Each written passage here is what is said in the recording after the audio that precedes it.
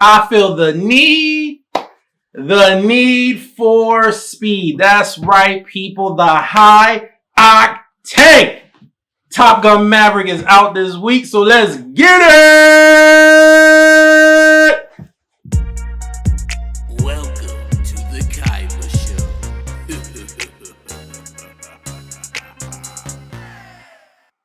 All right, people. So Top Gun Maverick is starring your boy Tom Cruise, Miles Teller, and Jennifer Connelly. And basically, you guys, first of all, you see your boy. I'm all decked out, aviator shades, flight jacket. Your boy Kaiba reporting to duty, sir. You feel me? So I'm all decked out because, as you can tell, I'm excited for this movie.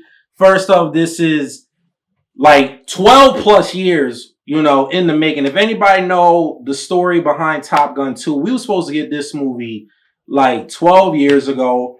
Unfortunately, Tony Scott committed suicide right before like filming was supposed to start, before it got greenlit. So the movie was put on the back burner. Anybody that knows Tony Scott is the brother of Ridley Scott. He directed the first movie. So the movie got put on the back burner, and here we are, right? Movie finally gets greenlit. And then I think we were supposed to get this movie in 2019. It got pushed back. Tom wanted to make sure the aerial combat scenes were on point, right? So we were supposed to get the movie like the summer of 2019. Then it get pushed back to the fall of 2019, right? And then we all know what happened. Then the pandemic. Movie gets pushed back. Tom Cruise was adamant. I did not want this movie to be streamed. It is going to be shown in the theaters. And here we are, people. Like 3 years later, we finally got Top Gun Maverick. And if you haven't been seeing the trailers, you should already know what the movie's about. It's like 30 years later. Maverick, Tom Cruise's character, he should be an admiral at this point, but he's still a captain because he's still with the shenanigans. Maverick's going to be Maverick. He don't play by the rules. He's going to do stuff the way he want to do it. And that's why he's still the captain. So basically the premise of the movie is, there's this mission that has to be done. And they want Maverick to be the instructor of the Top Gun cadets. And Maverick has to come in and teach them. And that's basically the premise of the movie without me saying too much. And let's get right into it. I grew up on the original Top Gun. If I'm not mistaken, it came out the year of my birth, 1986. Me and my older brother used to kill this movie, the original. And out the gates, the opening scenes is so nostalgic. They played the same music. You hear the gong noise, the beat drop. Oh man, I felt like a little kid. They played the Danger Zone. Oh man, Danger Zone, that song is fire. And they played all the classic Top Gun music in the opening sequence. And boy, let me tell you, my heart was racing. It was pumping. I felt like a little kid again. And the movie, just overall, people, it was everything I expected. It lived up to the hype. It kind of followed the same format of the first movie with certain situations. So some people might be like, oh, it's just rehashing the first movie for the most part. Kind of like how Star Wars fans felt like, The Force Awakens was just rehashing A New Hope. But if you know anything about the first Top Gun movie, it wasn't like crazy action packed because they were in Top Gun to win, to be the best of the best pilots. And then we get that crazy climactic mission at the end. And the movie's kind of like that again.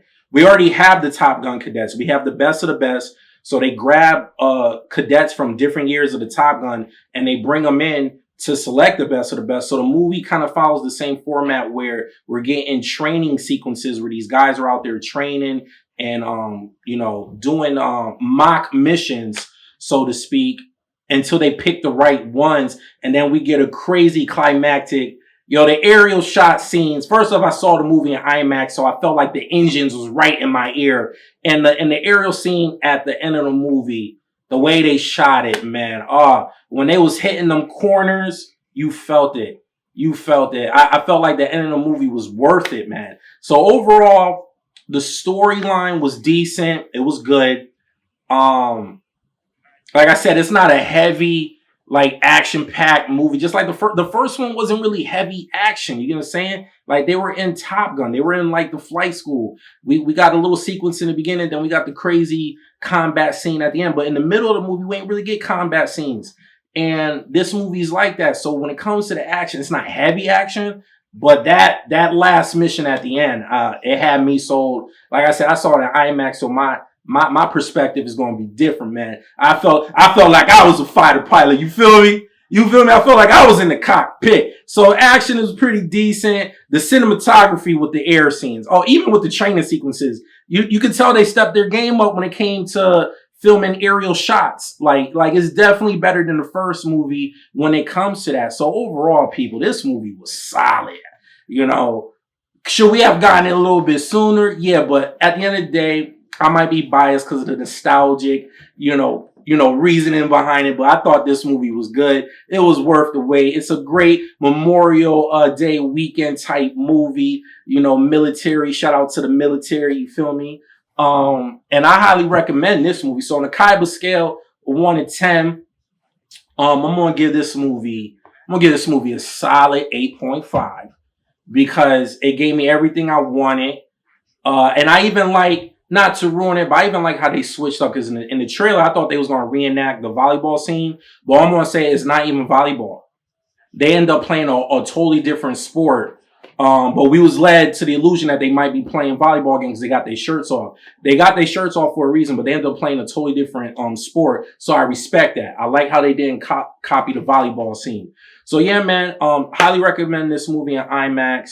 Definitely gonna be worth copying on Blu-ray 4K when it come out. Definitely make sure you got surround sound so you hear the jets, man. The jets was revving. The jets was revving in this movie, man. The movie was fire. 8.5 on the scale of 1 to 10 on the Kaiba scale. And yeah, man, you guys know the drill. If you like what you see and you want to see more, you already know. Hit that subscribe button. After doing that, hit the bell button so you get notified every time I upload a video. And please leave a comment at the bottom. Let me know what you thought of Top Gun Maverick. You feel me? Tom Cruise still out here doing the dang thing. He letting y'all know he ain't going nowhere. Hit that like button. I'll see you guys next time. Peace.